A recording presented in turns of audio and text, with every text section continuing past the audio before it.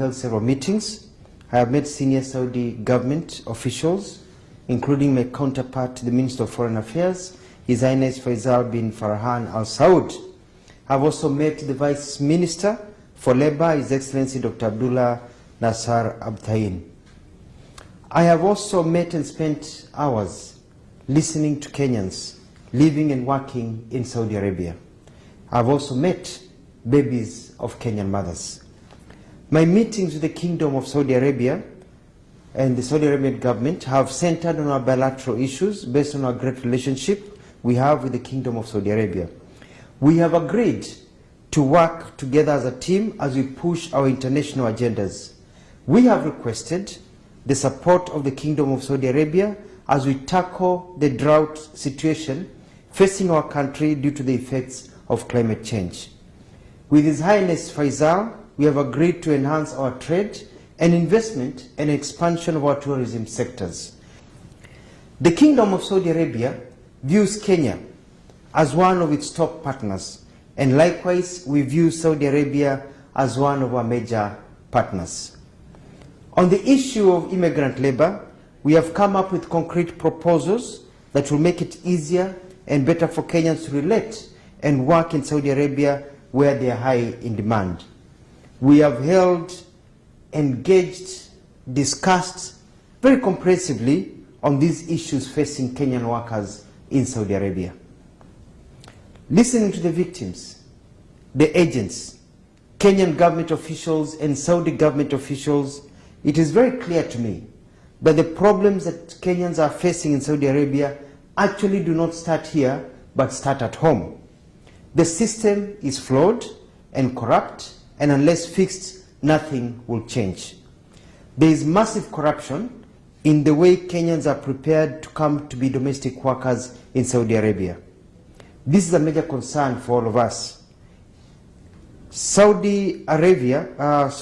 major concern for all of us, including the government of Saudi Arabia.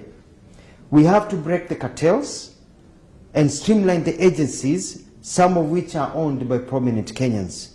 We have agreed to work on a modality to get Kenyan labor agencies to have offices here in Saudi Arabia so as to deal with issues concerning their clients, that is the Kenyans they bring here.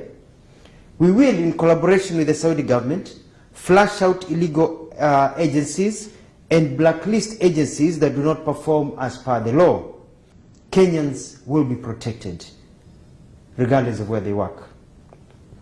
To this end, and as an immediate and short-term venture, we are issuing new procedures to be followed before we give clearance for Kenyans to travel as domestic workers to any country.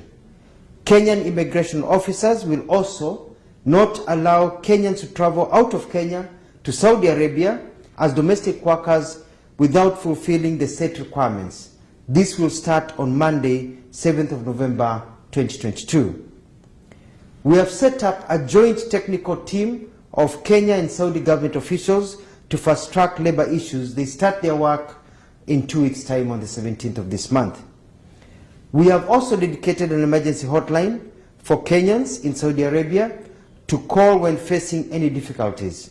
The emergency hotline number at the Kenyan Embassy will be given. It is +966 500 755 060. On receiving a call, we'll take prompt action, including but not limited to engaging the Saudi government for the assistance.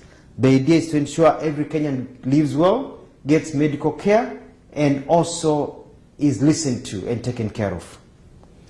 I have requested for an amnesty to be granted to Kenyans who have fallen out of status and who are hiding illegally and who are unable to access media care so that their documents can be made legal and others given passage to go home. This will be part of the discussion that our teams will sit down and discuss. The Kenyan government, my office, is also dispatching additional staff to the Riyadh Embassy to assist in the process of legalizing Kenyans who are out of status and processing travel documents and other necessary work that needs to be done to help our Kenyans. Kenyans here working, apart from the domestic ones, the other ones working in other areas, appear to be very happy. I've met many, they are happy, they are well paid, they are sitting pretty, and they're making a lot of money. So we just need to fix the domestic part, workers' part, and everything will be flawless. And as I've said, we have noticed that the problem is not necessarily here in Saudi Arabia only, but the major problem is back at home with the agents and all the ukora that continues when they get here. We have requested for an increase of quotas to allow Kenyans. We have many Kenyans who are graduates in hospitality, engineering, nurses, doctors, people in all fields, accounting, to be allowed to come to work here. And they have said they need Kenyan labor. So I'm asking Kenyans, be prepared. You'll be coming here as professionals to work here and make a lot of money so that you can also help yourselves and your families. I thank the Kenyans I've met. Kenyans, whether they be agents, Kenyans living here, professional work, Kenyans, domestic workers. I have listened to you. You've been very, very candid. My officials have been very candid. And I want to assure you that you have nothing to worry about. You have the hotline. Now you don't have to relate to just depend on social media. You don't have to depend on your families. You can get your help directly from the Kenyan government.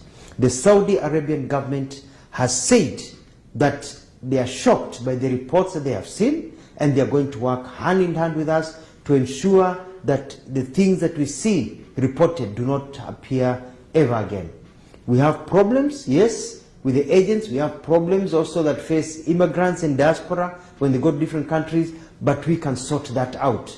And I'm glad the Saudi Arabian government is willing to help us be able to sort out all these problems that we are facing.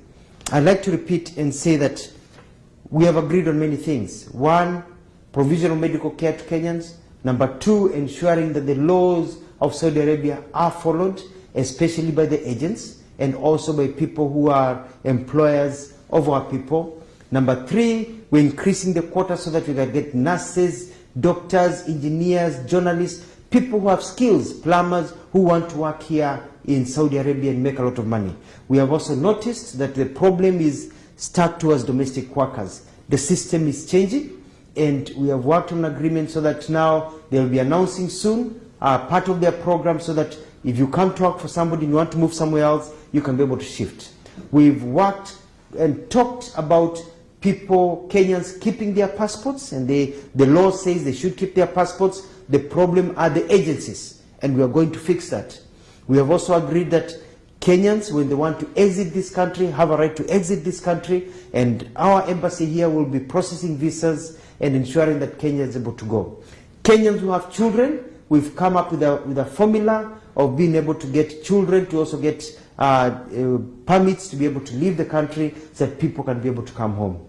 In other words, it has been a wonderful visit. We've sorted out a lot of things. I've had numerous meetings with Kenyans, and I can tell them you now have a government that listens to you, you have a government that cares, and you have nothing to worry about. I'll be on top of things, and we are going to get permanent solutions to our challenges.